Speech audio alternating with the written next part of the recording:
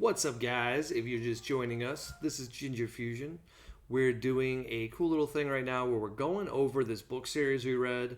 We're reading, I should say. It's called The Unfair Advantage, and then some of the stuff we're talking about is just what we find that's interesting or cool, and we're uploading the videos on YouTube.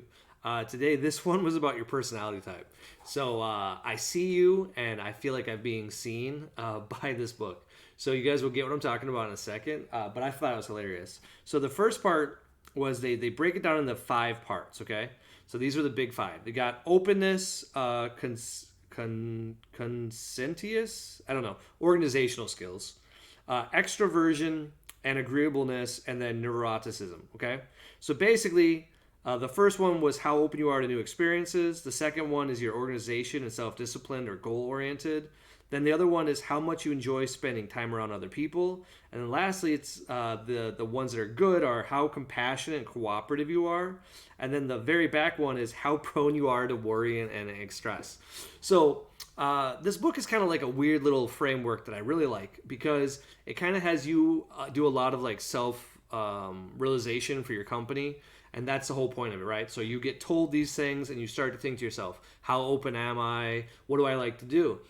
And then one of the things we try to do in our business is figure out why we are so successful. Like we're big on certain aspects like honesty, trying to sell stuff at the right rate. We try to make sure that we're always trying to give the same deals to everybody, simple stuff like that. But that can't be enough. So these kind of books are just to help us like, why is your business going well and why are other people failing? And so I'm doing this, and a lot of the stuff they talk about like were about how open you are to just trying stuff. If you're one of those people that likes to fly by the seat of their pants and make a goal, it's really great for entrepreneurs because you're constantly pivoting, you're trying new ideas. And I was like, okay, yeah, that does make sense. Like, and a lot of our success for our company has been that. And where our life has worked out is where I've been like, we're going to try this. And then some of those plans have worked out great and some have been colossal failures. But the good ones have made up for the bad ones. And then whenever a bad one's clear that it's not working out, we just pivot from it. And then some of the other stuff, it was like how organized you are, or in the same category, they put how goal-oriented you are. So we're very goal-oriented at Ginger Fusion. We're always trying to figure out what debt we can pay off next in our personal life, and that's kind of like our motivation, which we'll do a video talking about later. And so this is kind of fun because we suck at organization, but we're goal-oriented, so it kind of like makes up for it. And so what we just use is OneDrive. Like we have a ton of Excel sources and it's been really helpful.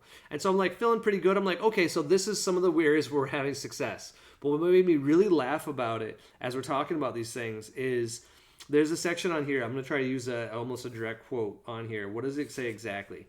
If you're high on neuroticism, entrepreneurship is not likely something you'd enjoy as it's very stressful and filled with uncertainty. You need to be a healthy dose of emotional stability because of the incredibly highs and lows in starting and running a business. And I have never felt so seen, except for in that sign, because like we will have days in our company where I'll be like, hey babe, I just sold a $20,000 card, or I just bought a $10,000 card. And you have all these really cool things and you're like, oh, this is so great. This would be so cool. But then you'll just have a day where like you're not having sales for like 3-4 days in a row. And people just keep messaging you and all they're doing is lowballing, right? That's why we do our eBay. Our eBay is our lowball zone. We just always keep stuff that we don't care about on eBay. We put it up for $1, whatever it goes for, whatever. But we have that built into our framework because it does demoralize me. But what cracks me up is we have one of our friends, his name is Sean. He runs like a CrossFit business, super motivational guy. He's one of those people who, if he becomes president, won't be surprised, just full of joy and vigor.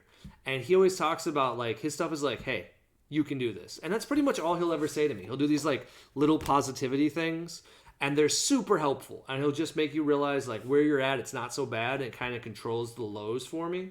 But it's so interesting because it's 100% the way it is.